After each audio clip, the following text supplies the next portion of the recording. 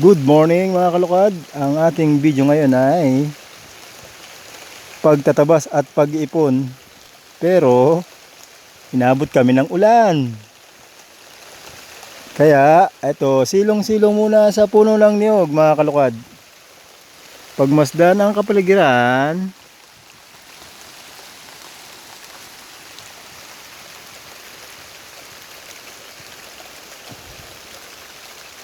Ito yung isa sa mga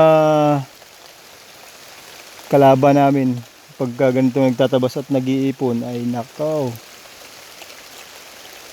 Talagang